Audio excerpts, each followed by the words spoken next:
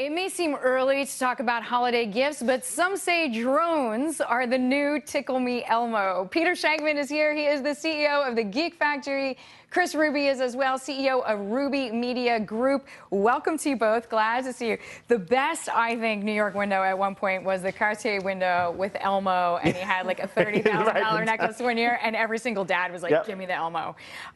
Sam's Club, betting that people want drones for the holidays? Very smart bet. I've owned a Phantom for a couple of years now, and I cannot go down the street with it. I cannot be anywhere with it without 50 people. You know what it is? It's like the new puppy. It is. Remember when when Segway was popular? Yes. You know, for like 4 days, and everyone came over and they said, "Oh my God, what is that?" It's the same thing. I can't fly the thing without 100 people coming to watch. So, and now the prices are dropping. Definitely. Okay. One funny thing was in Sam's Club. Apparently, somebody was like trying one out and like bumped into an inflatable pool. So there has to be some control on the retail floor, right? There has to be control. Although they said they're going to do trial and errors of it on the retail floor, which is going to be really interesting because they will go all over the place. Fun. But right. I think after the pool incident that like maybe it's just a Sam's Club employee. Right, that's probably smarter. I mean, look, those things, at the end of the day, those things are little mini, flights, helicopters. You don't want to let those things get into anyone's hands. I had to train for it. I had to learn what I was doing. Yeah, well, I was going to say, there's a lot of legislation actually against using drones. Yeah. So where is this kind of permissiveness as, oh, it's just a hobby? It's at this point, it's still legal. It falls into the category of what's called extra legal. So it's not illegal. It's technically not legal. It's technically, as long as you don't do anything stupid. Right. As long as you don't do anything stupid with it, you're going to be okay. I think it's a good buy. I think people are going to buy it for the holidays. And honestly, I think it's a great gift for someone who works in professional services. So like a real estate agent, or if you're a wedding photographer. But using that for commercial use, and that is being heavily regulated. So you got to be careful with that. Yes, we have to see what develops as far as legislation, because to your point, I know it's there's very specific. Right. I can use it in the in the Central Park or whatever, or in Brighton Beach to have fun with it. But if you're using it for work, you have to be commercially licensed. You have to have insurance. All right. Now, speaking of flying things, Boeing saying augmented reality makes its employees work better and faster. What I personally found frightening about this is the whole explanation was that, people question directions less when it comes from a machine versus another human, which seems like, good thing, bad thing. To quote the Simpsons, I for one welcome our new worker overlords.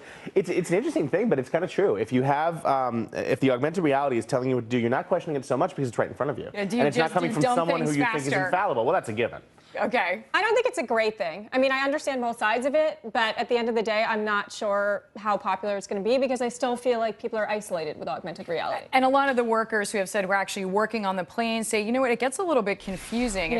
Depending on where the image of the virtual, let's say, wing is being projected, maybe I just actually need to see the real wing. On the flip side, though, is it any more lonely than the people who work in Amazon doing nothing but filling boxes all day and never see anyone? They're all on little scooters going from row to row to row to row to row. Replaced by robots at one point, where that's another conversation coming later. Apple News app, right? So they're essentially folding their former version of that. And as we heard from Tim Cook, this new improves, get your news here, get it now. What do you think this is like in the context of Facebook and these recent partnerships that they have struck with publishers? It's a publisher play. There's no question about it. There's a publisher play. This is reactionary to Facebook.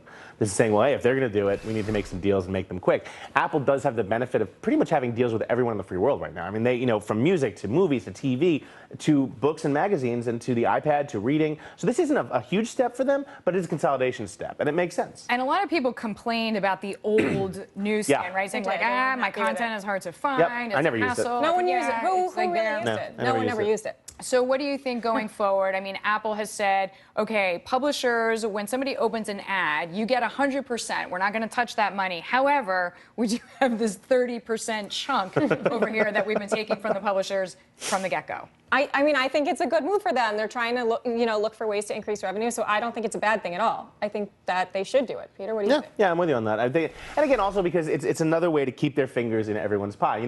If you look at the number of people on an iPhone versus the number of people on an Android, everything they're doing has to tie back into revenue. And with Apple Pay, it's really only a matter of time until we're doing everything with our phone. I like what you said, though, just saying that this is reactionary to Facebook because they are both fighting in their own way to be our home screen. And that's the thing. It's not so much about the consumer. The consumer will always be there. It's where are the back-end deals going to come from. All right. Hold that thought. We're going to continue the conversation. Peter and Kris back with us shortly. In the meantime...